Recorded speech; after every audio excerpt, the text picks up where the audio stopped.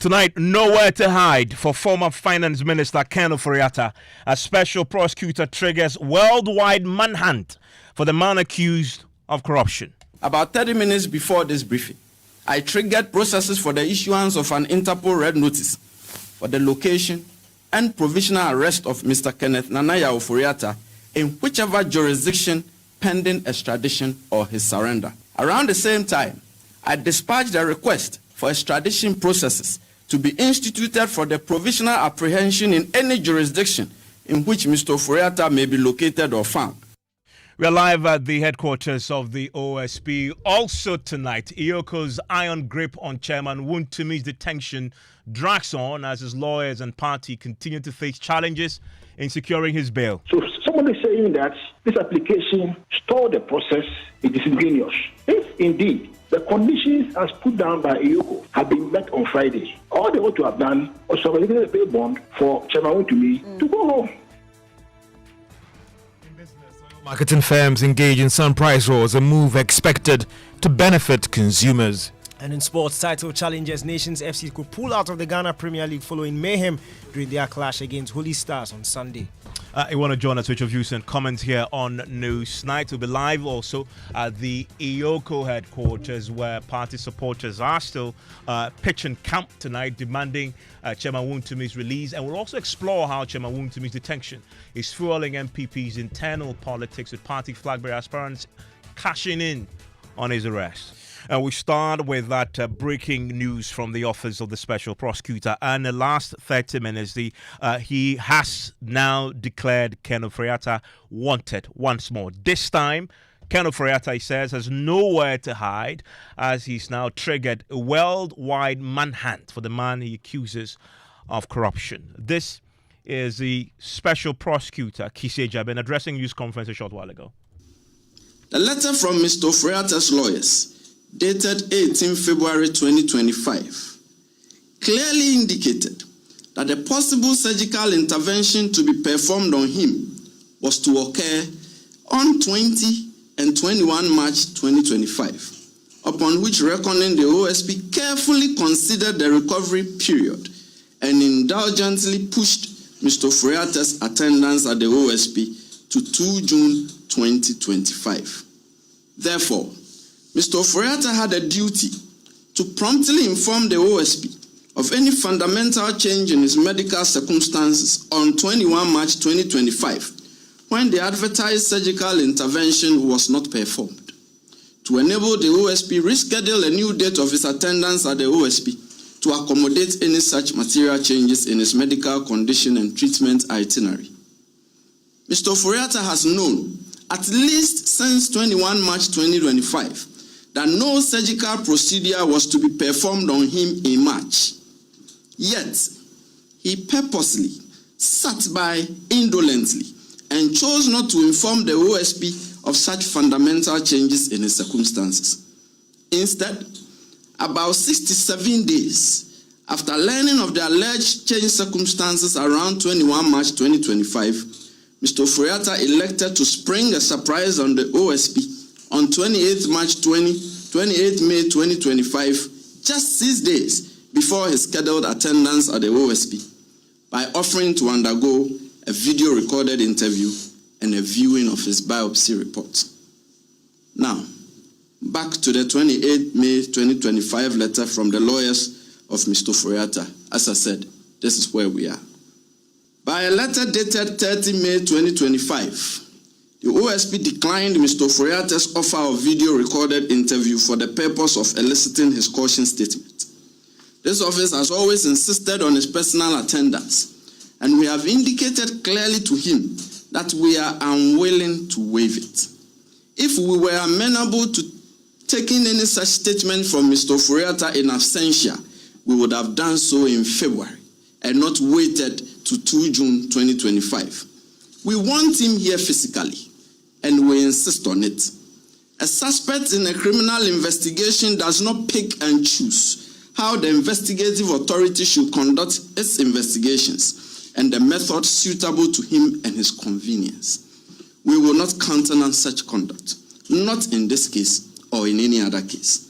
Further, The OSP has declined Mr. Ofori-Atta's invitation to view his biopsy report as we consider it a pointless exercise. This is because it is common learning that the biopsy report contains nothing more than a conclusion upon the removal and examination of tissue, cells, or fluids from a living body that some disease or malady was indicated in the samples taken. A biopsy report is not an expression of a reasoned medical opinion that the subject of the report is an invalid and unable to travel, as Mr. Ofori-Atta seeks to suggest is his condition, and for which reason he says he cannot return to the jurisdiction. This much is clear. Since 24 January 2025 till date, Mr. Ofori-Atta has failed to show any medical report. I underline, he has failed to show any medical report which suggests that he is a travel risk and unable to return to the jurisdiction by reason of his medical condition. It has all been his say-so, his singular say-so. Therefore, the OSP views Mr. Ofori-Atta's lawyer's letter dated 28 May 2025 as an expression of utter bad faith on the part of Mr. Ofori-Atta, and it confirms our long-held, well-considered opinion and conclusion that Mr. Ofori-Atta has no intention of voluntarily returning to the jurisdiction and to attend the OSP. Further, this office is unaware of his purported information to the court, whether orally or by filed processes, of the alleged change in his circumstances. Today is Monday, 2 June 2025. It is more than 3 hours past the scheduled time of Mr. Ofori-Atta's attendance at the OSP. And Mr. Ofori-Atta failed to attend the OSP today. Mr. Ofori-Atta's conduct is totally unacceptable and a baleful spite at law enforcement and criminal investigations. It ends here. It ends today. We will no longer accommodate him. Consequently, the OSP redeclares that Mr. Ofori-Atta is a wanted person and a fugitive from justice. His name is hereby re-entered on the OSP's list of wanted persons. The OSP will take all necessary legal steps to secure Mr. Ofori-Atta's return to the jurisdiction and to answer to the criminal inquiries against him. In pursuance of this, about 30 minutes before this briefing, I triggered processes for the issuance of an Interpol red notice, pending extradition or his surrender. Around the same time, I dispatched a request for extradition processes to be instituted for this extradition to the Republic of Ghana. The OSP will prefer criminal charges in the courts against Mr. Ofori-Atta in due course, whether in absentia or otherwise. The principle upon which we proceed is that no person, regardless of title, regardless of status, regardless of merit, is beyond the reach of inquiry by the OSP. I want to bring in Martin Kpebu, lawyer. We'll also be speaking to the Director of Strategy at the OSP, Sami Dako. But to you first, Martin, a quick reaction to what we just heard there from the OSP. As expected or overreaching? Overall, it's okay. I mean, it's all right for democracy. So that's to say, let's leave all the rigmarole, right? Go straight for the last part where he says that he has begun processes for extradition. He has also begun processes for him to be put back on the Interpol red alert. And most especially for me, he says when they are ready to go to court, they will go, even if it's not yet in. So I'm interested in that one. Beginning to do the trial in absentia, all right, so that there can be progress. Yes, because you see, Evans, the other one, to be very candid too, I thought that Mr. Ejabin will also look at the video conferencing thing. You see, when he says that they insist that he must be present, he hasn't so far articulated his reasons why he must be present. If you just say you insist he should come, articulate the reasons. You see, I can't go into the OSC's mind and start giving all the reasons. He must. so that Ghanaians, everybody will follow. That is in the OSP statement. Maybe I'll begin to hazard a guess and then they'll say, no, that's wrong. Because once we have a law that says that we can request that a video conferencing, etc., be done, where you want to shun that law aside, okay, or you want to, you are not going to use that law, there should be reasons, very articulate reasons, that it's because of X, Y, Z that I don't want to use the Mutual Legal Assistance Act 807 of 2010, because that place you see a number of provisions saying that he should go through the Attorney General, and the Attorney General apply to the U.S. court, etc., to pave the way. That's the law we use for the criminal cases. So if you don't want to use it, maybe rather than just saying that I insist he should come, if I wanted to do video conferencing, etc., I would have done that long ago. It's not sufficient. And you didn't hear any concrete reasons why he insists he must be here in person at all costs. Exactly. That's what I say. Stay with me, thankfully. He should beef at that part. Thankfully, we have Sami Dako on the line. He's the director for strategy at the OSP. Sami, that's a key point that Martin makes, but also the Ken Ofori-Atta's lawyers also make the same point, that they haven't said they would not attend on the OSP. They say that he isn't well, and right now what he can do is answer your questions, but answer it virtually. Martin says there's a law that allows that to happen, and he hasn't heard any reason from the OSP yet why he's insisting the man must be here in person. How do you respond to that?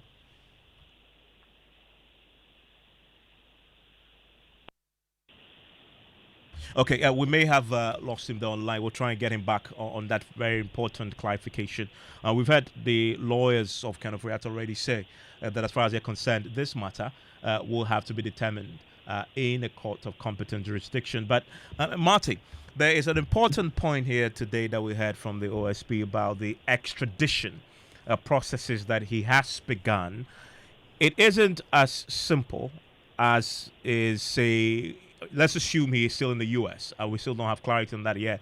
At least the last communication that was put out by the OSP in the last press conference, not this one, we were told that he is in a hospital in the U.S. Let's assume he is there.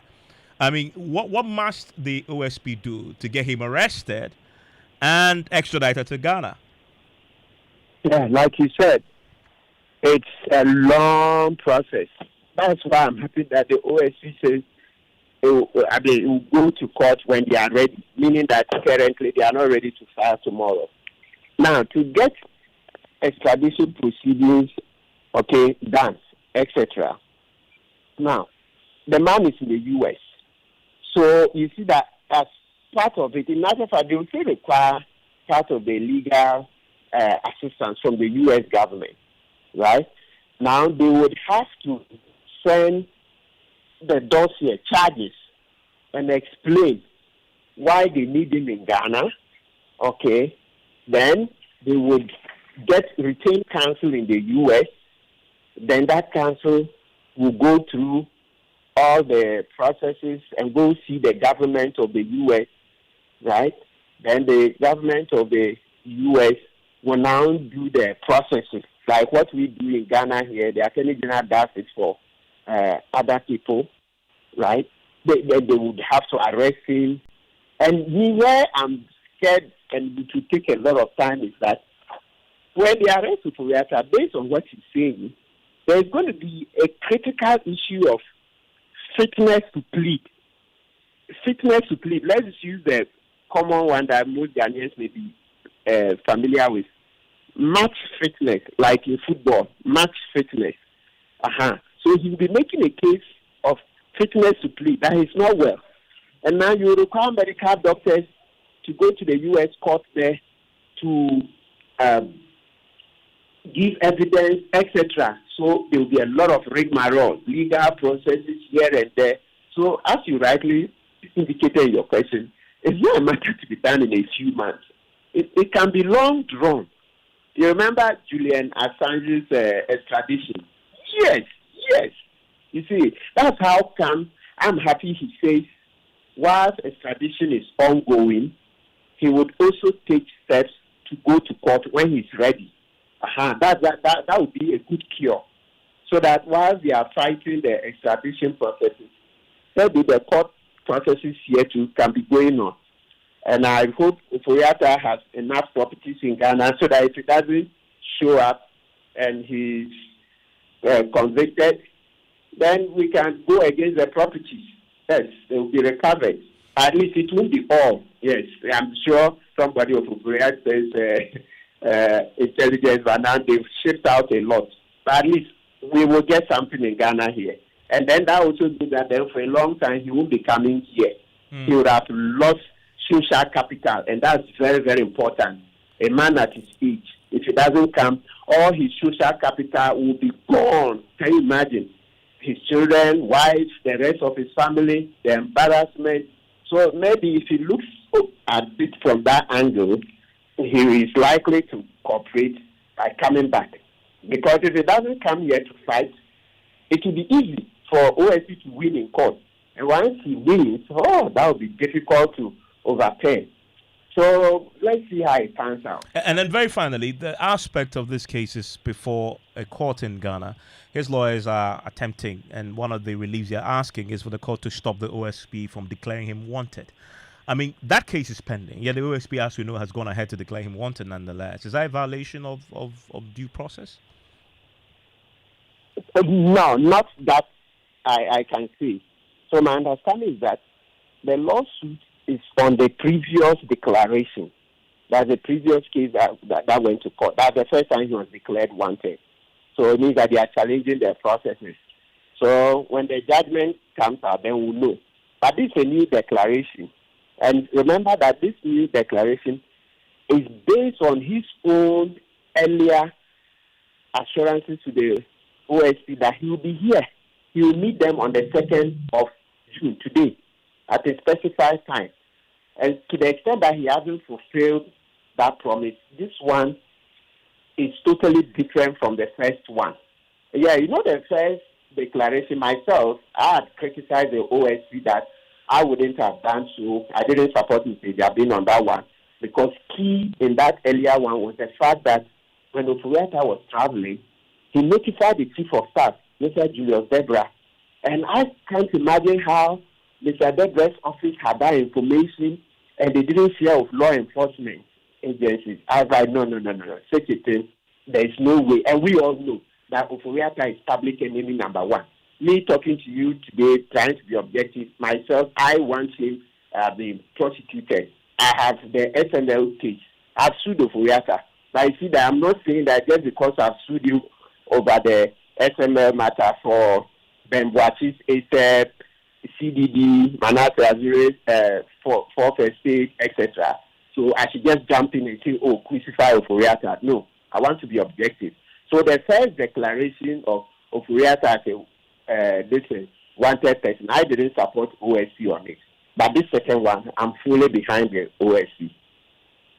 Martin, thank you very much. And if you're just joining us tonight, the OSP has not only declared Ken Ofori-Atta wanted, but he has also triggered a worldwide process to have him arrested wherever he is and be extradited back to Ghana. As it has been said, there's nowhere to hide for Ken Ofori-Atta. But this is not the only case the OSP updated us on today. There are 3 other cases, including Cecilia Dapa's case, which we're now learning tonight, that may be reopened, but by IOCO. That has already requested for some documentation. My colleague, Mr. Thompson, was at the offices of the special prosecutor and joins us on the line right now. Mami, give us an update on the other 3 cases. Let's start with the case of Cecilia Dapa. Indeed, Evans. So on the Cecilia Dapa case, he indicates that under the new management of IOCO, the case has been recalled for another bout of investigation. Even though IOCO under the Ekofado administration, no direct case of corruption was found, especially linking it to her frozen accounts for money laundering. The OSP indicates that they're ready to lend their support to IOCO to still investigate the matter. So as to what the IOCO is going to investigate, we're yet to know what. And the OSC also touched on the case involving Charles Bisu and tells us that a case of plea bargain has been filed at the court and processes will be concluded in the coming days. Well, he also revealed that his office has uncovered more than 280 million lost to corruption at the National Petroleum Authority, and that the acts of corruption were uncovered between the year of 2022-2024, where high-ranking officials at that authority used their office for personal gain. In the Charles Bisu case, he talks about, as you mentioned, there's a plea bargaining agreement that they've now entered into. Who exactly with? So that was not given. We do not know the details of the plea bargain case. According to him, the processes will be completed in the coming days, and then get to know the details of that very case. Mami, thank you very much. And that there is an update from the OSP's office. And then additional details that we are now getting on that last point there. The Mami was just updating us on with the plea bargain. We now understand that it is one Andy Thomas Owusu. He's the second accused in that same case. We're now learning from the OSP that he has negotiated a plea bargain with the OSP. It has now been filed also, and it's in respect of the plea bargain, which the restitutive and reparative in nature, and will be concluded in court in the coming days, as Mami just confirmed there. So one person, a second accused person, has been plea bargaining with the OSP on that. It raises fundamental questions about the main accused individual, in this case, Charles Bisu, and this is another case that is unfolding, and the OSP is determined to see through with that. I want to hear from you, 05511119997. This is News Night. Now, MPP's Ashanti Regional Chairman, Bernard Boisiako, also known as Chairman Wontumi, remains in Ioko's grips tonight after his lawyers withdrew a court application seeking to ease bail conditions deemed unreasonable and punitive. Now, the conditions, 50 million cedis bail bond with two shorties to be justified, have sparked controversy. Chairman Wontumi faces allegations of, as you know, fraud, money laundering, and financial loss to the state, as well as an internationally organized crime, which is currently also being probed. With his lawyers abandoning the bail review application, his detention continues, fueling tensions within the MPP. But the case filed to review the bail conditions was blamed by some of his lawyers for his continued detention. That application has now been abandoned. Gary Nemako is the Director of Legal Affairs for the MPP. This was only a fallback clause to ensure that in the event that the bail does not go through, it can be taken to court for the court to vary the terms as imposed by Iyoko. So someone is saying that this application stalled the process or halted the process for the bail execution is disingenuous. There's no force of law, because if indeed the conditions as put down by Iyoko have been met on Friday, all they ought to have done was to have a bail bond for Chairman Wontumi to go home. Every lawyer knows, a year one lawyer knows, that variation application is not an injunction application. So that statement that he made, it has no force of law, and it should be discarded. Why do you think he was motivated to make such statements, though? Well, he can explain that, because if you say that the condition it can be taken to court, if it does not go through, it can be taken to court for the court to vary the terms as imposed by Iyoko.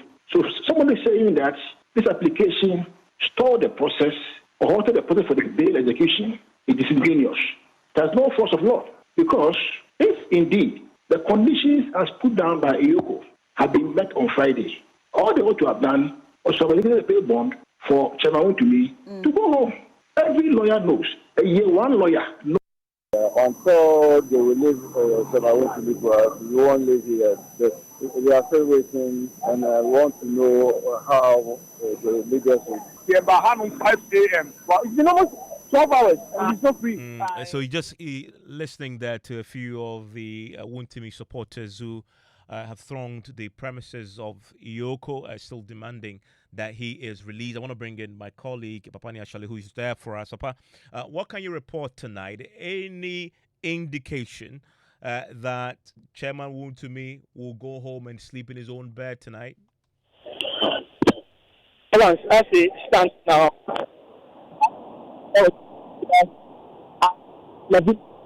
well, unfortunately, that connection to him isn't great. We'll try and get him back on the better line so we get that. We also understand that the supporters there have been clashing with the police, but some of them are also blocking the roads there, insisting that they will not move until Wontumi has been let go.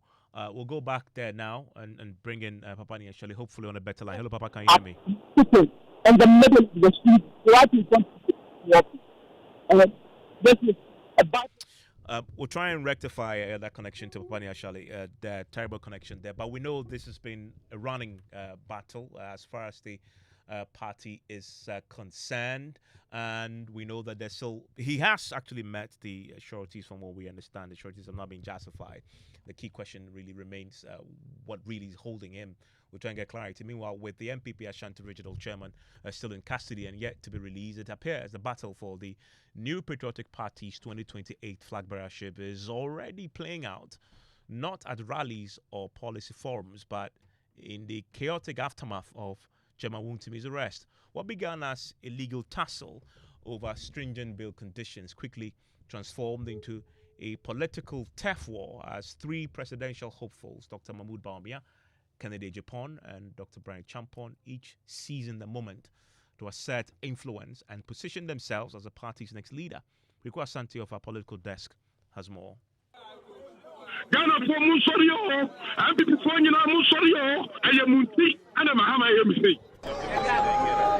NPP flag bearership race is still many months away, but the party is already ablaze, not with ideas, at least not yet, but ambition, drama, and political muzzle flexing.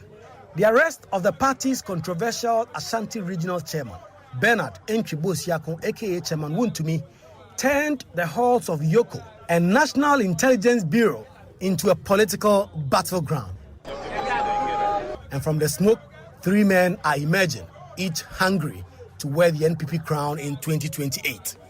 When Yoko threw down the gauntlet with a staggering bail condition of 50 million cedis with two sureties to be justified, it now became more than just a struggle to meet the hefty bail conditions. It became an opportunity for internal political grandstanding by NPP's three frontrunners for the flag bearership contest.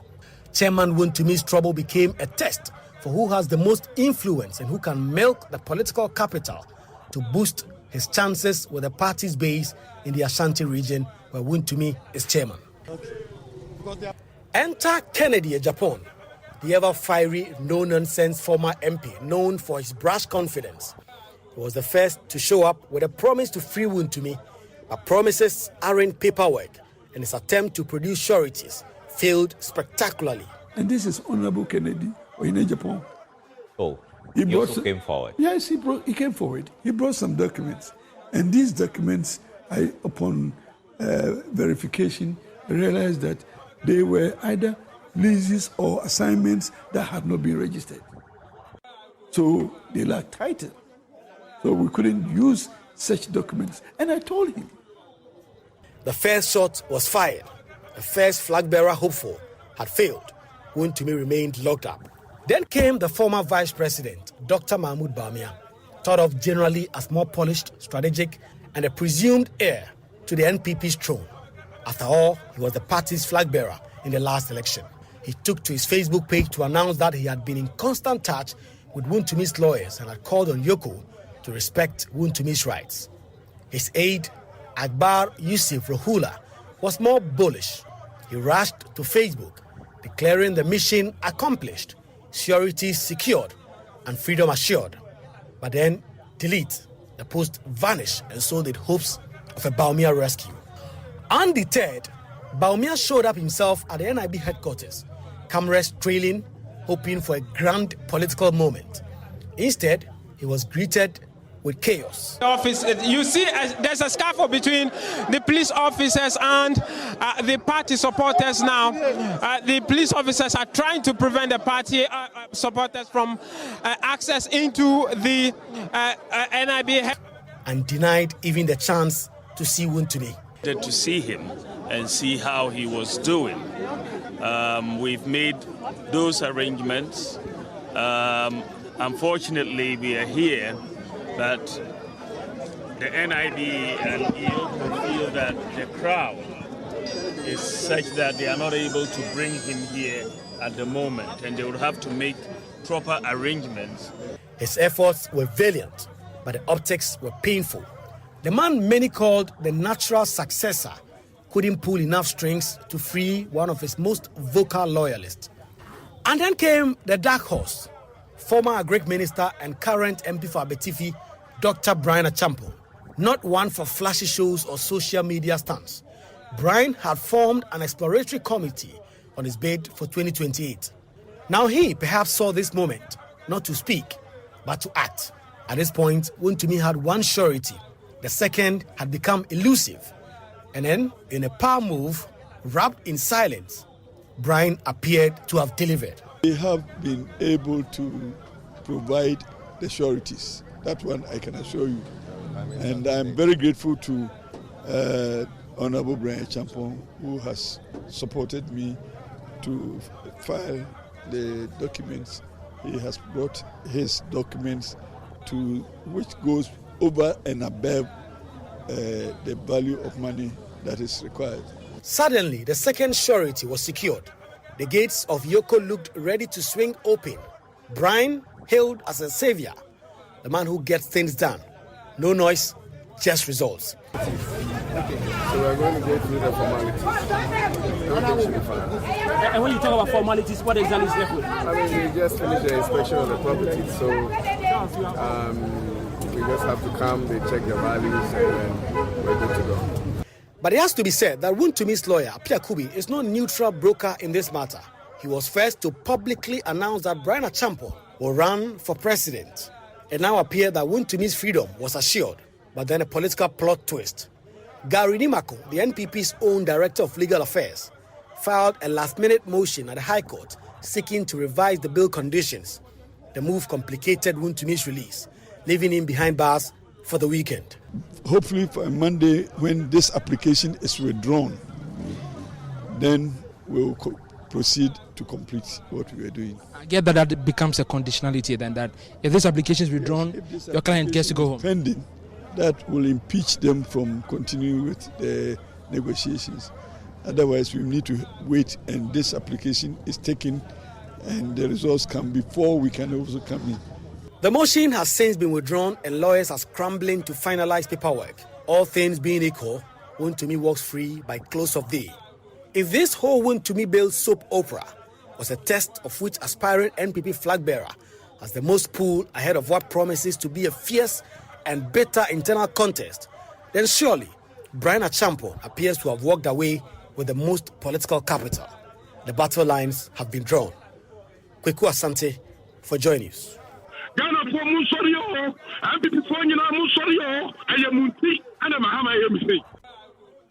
Dr. Kwame Asante is a senior political science lecturer at the University of Ghana Political Science Department, joins us right now, and we watch this unfold. Of course, a predicament for Chairman Wontumi, but it's very obvious, is it not, that the aspirants are taking advantage of this to make a pitch to the party's base, especially in the Ashanti region. Good evening, Evans, and thanks for the opportunity. I think it's normal in politics because there's what we call who gets what, when, and how. That in politics, people make decisions, and those decisions are the things they base their hopes on. And for that matter, they take advantage of their decision and then implement it to the fullest. If you look at what has transpired so far, remember when you look at Wontumi, he is a big figure in MPP, particularly in Ashanti region. So when he is facing an issue like that, you expect that all the bigwigs within the party will gravitate towards him and show him some support. If you shy away from this exercise, obviously you will not be in the good books of Wontumi. And that is what is playing out. But it does not necessarily mean that if you have gone to secure the sureties for him, he is going to be in your camp come the next internal elections. Anything can happen, but at least you can be assured that he can lend you some little support when the time comes. Quite apart from that, why people are doing this thing is because, the chairman is a big figure in MPP, particularly in the Ashanti region. If he goes down with this case, he's going to create all manner of problems for the party in terms of its image. So they really want to give him all the support to fight this battle head on, so that the party will stand tall in the eyes of those who support the parties and those that they want to win into their fold. Quite apart from all these things, remember we are talking about what a family NPP. That one is affected. You expect that the party will rally behind that individual to be able to fight whatever battle. And that's the essence of having a political party. We are talking about numbers, and the numbers that will stand for you when the need arises. Dr. Sasanti, thank you very much. I want to take you to the Iyoko premises now. Papa Ania Shale is there for us. And Papa, the supporters are still there in their numbers, are they not? Do you have an indication if indeed he will walk free tonight? He'll walk home on bail tonight? Actually, I think about 11:50, and that was when I saw lawyer for Chairman and then also some deputy labor minister. Things that they were inside the building. None of them have come out then. And people, some of these supporters have been here all in the country today. They are here only to welcome and see some of them. But that doesn't happen. Since it's 7 a.m., that is 7 hours now, and Chairman Wontumi has still not worked. It's just a promise now. It looks like that Chairman Wontumi is going to work now. But at the time, Danny Champion told us that his document he submitted had been accepted by Iyoko and then verified. So for many of these people, they are wondering why it takes 7 hours to release Chairman Wontumi. It's just a couple of days ago, in the middle of the road, especially to traffic flow. They are growing by the minute, angry that Chairman Wontumi has not seen the light of day since 11 a.m. Papa, thank you very much. And Papa would stay at the Iyoko offices, and apologies for that inconsistent line there with him. But George Rafa is joining me right now with business. A lot happening as far as the legal processes are concerned, due process, etc. What do you have in the headlines? Oliver.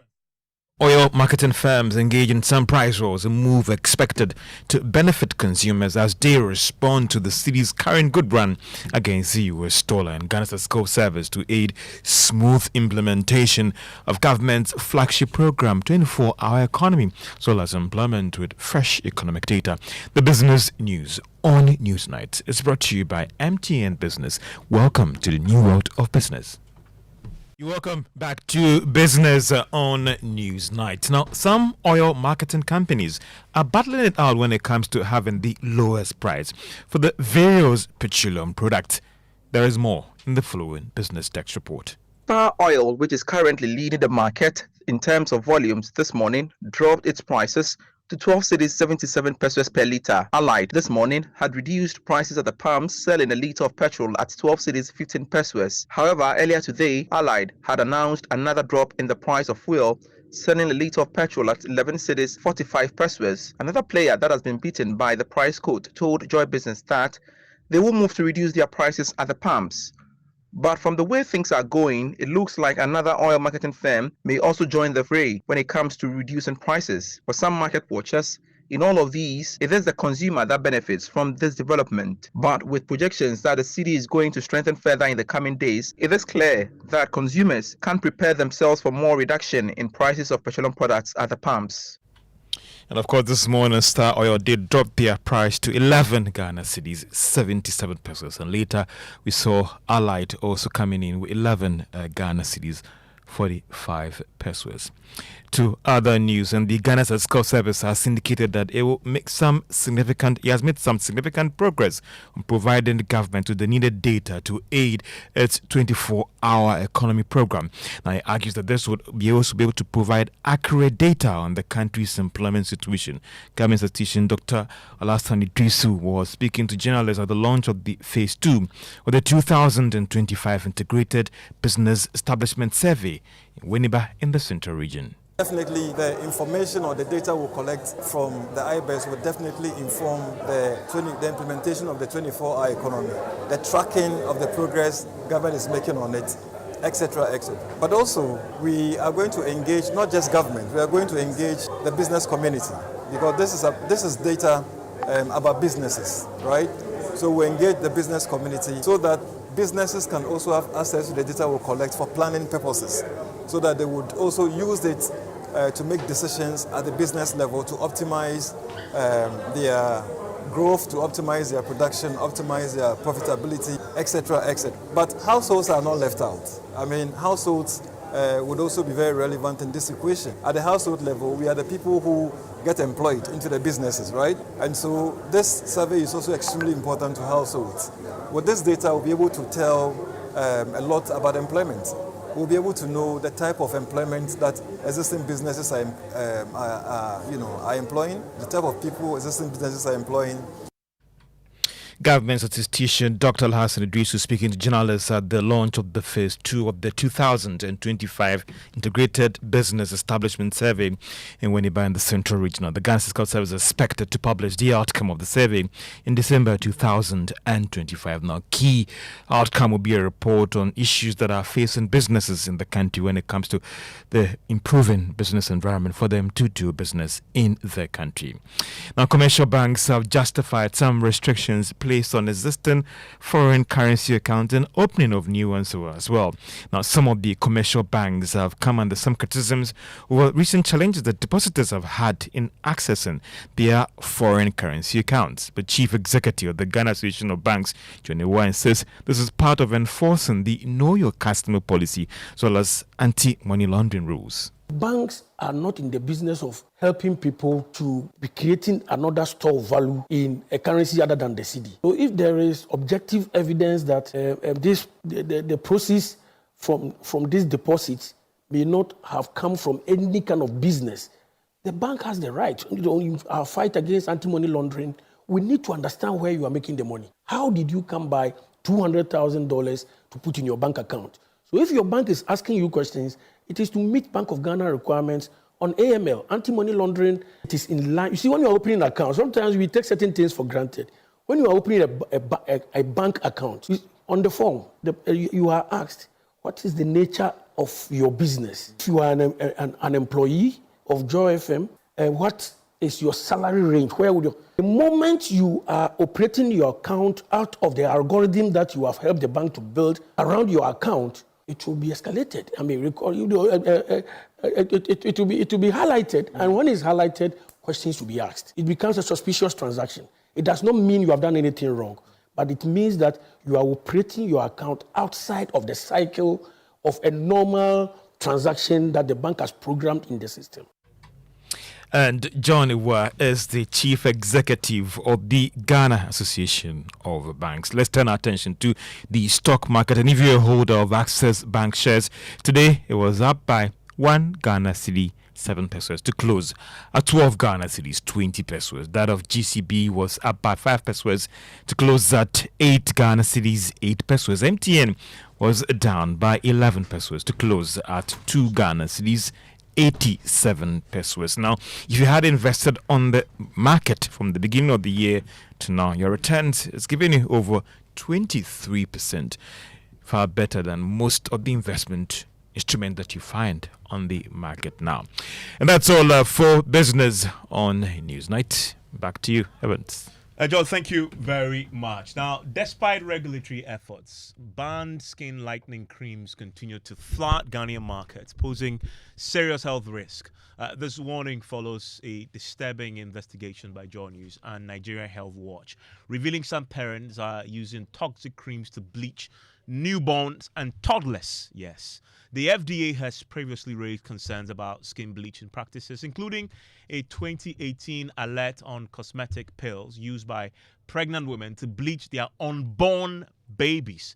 Investigations have now uncovered the use of high-risk disinfectants like hypochlorite bleach or parasol to tone children's skin, highlighting a disturbing trend driven by a desire for lighter skin tones. Kwete Nate has more. Skin bleaching among children, a disturbing trend festering in Ghana.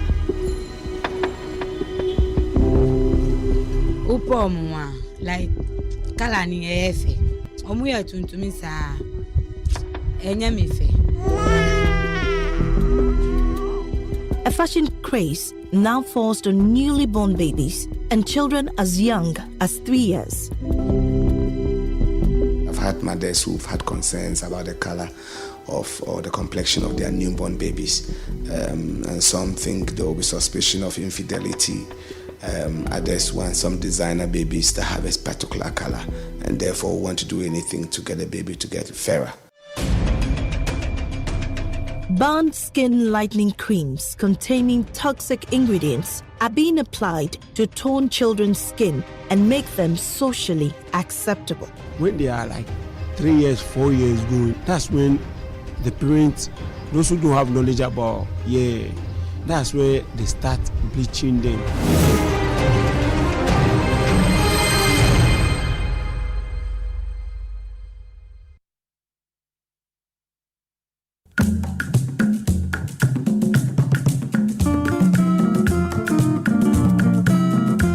This is happening in many parts of the country. But we begin our investigations in Choko, which is home to thousands of people. The people here are mostly fisher folks and traders. The puzzle here is why some parents in Choko are risking the health of their children just to make their skin lighter than when they were born. Like kalani efe omuya tuntumi sa enyamife. When you bleach the children, they become socially acceptable. I do not prefer dark-skinned children. It is not any kind of skin toning cream I apply on their skin. I make sure I do not apply it excessively. It is mild so that the texture of their skin becomes appealing. The disadvantage of excessive bleaching of children is that it does not encourage their growth. That is why I am cautious with how I tone the skin. Other than that, their growth will be studied or they will become thin.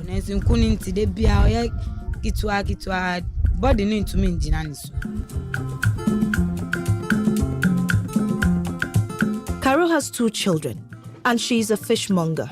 Caro believes beauty is incomplete if a person's skin is dark. So, she has consistently managed to turn her dark skin tone and made it lighter.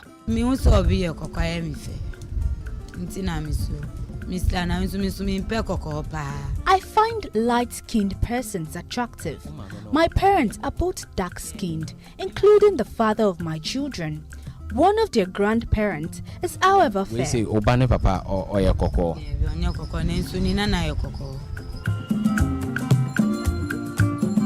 Her children were born with their natural dark African skin tone. But Caro has not been happy with that. So when they were only 3 years old, she started applying skin toning creams and substances on the children just so they would fit in their community's definition of beauty, light skin.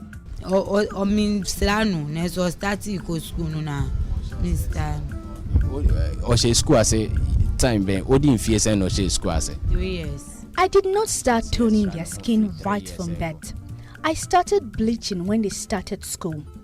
This was when they attained the age of 3. The cream I apply on their skin is called Skin Light. I, however, use a different cream in toning my skin. I use Caro White. Caro White. The cream is called Skin Light, one of the popular skin lightening creams on the Ghanaian market. Its active ingredients are hydroquinone, mometasone, and tretinoin. Hydroquinone belongs to the class of skin lightening agents that work by decreasing the amount of melanin that is responsible for the darkening of the skin. But these ingredients would one day leave its users with grave health conditions, including kidney failure, liver challenges, and skin cancer. Reason the Food and Drugs Authority has banned some of these skin lightening creams. For some, it's deliberate. It's intentional. They know what they are doing. They want their children to be fair. That's why they use these cosmetic products. Well, the Food and Drugs Authority is now taking action. They are asking for the public to volunteer information to help it do its job. Listen to Emmanuel Nkrumah, he's the head of cosmetics at the FDA. By ignorance is no excuse. We need to continuously do this. The FDA have all the apparatus in place. We have communication channels. We have social media handles. You just name them. We have to freelance. The FDA offices are open in all the regions across the country. There are contact persons. Me, I'm here. My number is open out there. Every officer who is in charge in protecting the health and safety of the Ghanaian, especially children. So when we find these products, we should call you and let you know where we found them so that you clamp down on those. Exactly, those we will selling do them. that. But can you share names of some of the products? You've mentioned the ingredients in most of these products, but we don't know the names. Can the FDA put together a list possibly and share with us so that we use that for public education purposes? It's something that has been done in the past. We can revisit it and always put it out there. The issue is the ones that were put out there, the manufacturers were engaged, they were trained, it's been done. Now, there are others which keep trickling in, and we keep informing the general public. If you see any of these products on the market, true or not, suspicious or not, inform the FDA. We will verify and update you with the information, personally, in the media, or through any medium available, to ensure that the right information gets to the Ghanaian. Tomorrow, it can be my nephew, my niece, right? And this is so important that if we don't do it at this time, it will get out of hand. Really troubling story. You want to watch this in full across our social media platforms or at 8:30 on the JoyNews channel tonight. Let's talk sports now. Mr. Granton is with the latest. Let's go straight into the stories. And Nations FC could pull out of the Ghana Premier League after chaos broke out in their Ghana Premier League match against Basaka Holy Stars on Sunday. Nations FC walked off the pitch during the crucial game against Holy Stars following the award of a second contentious penalty to their opponent. Tension reached a boiling point in the 33rd minute when Holy Stars were awarded a second penalty of the afternoon, a decision that sparked outrage among the Nations FC players and coaching staff. Their bankroller, that is Nations FC's bankroller, Dr. Kwame Che, has opened up on his regret over investing in the Ghana Premier League. I was not happy with what happened. I have followed football for long, but yesterday's incident was not good. To win the league at the cost of losing lives, then I prefer to lose it. I have regretted getting involved in Ghana football. I have lost the passion for it. We are hoping for a change. If we all sit and only complain about it, then we are not acting right as elderly people. Nations FC bankroller Dr. Kwame Che speaking then.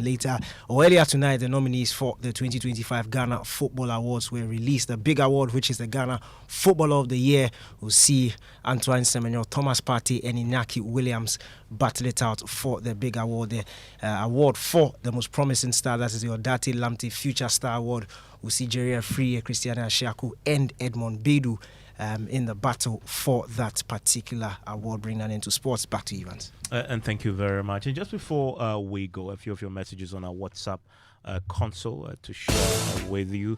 And this one says, can the OSP make the charges against the former finance minister clear to Ghanaians? We are tired of the game which never yields meaningful results, he says.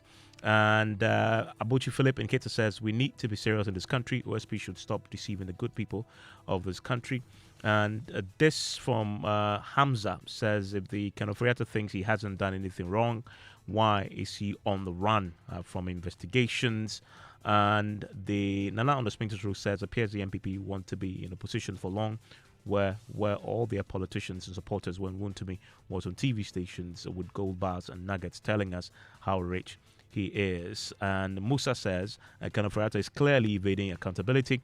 The repeated excuses have become excessive, and this latest attempt to opt for a virtual interview under the pretext of medical issues only deepens public suspicion. In this light, the OSP is absolutely justified in declaring him a fugitive from justice. Enjoy the rest of the evening.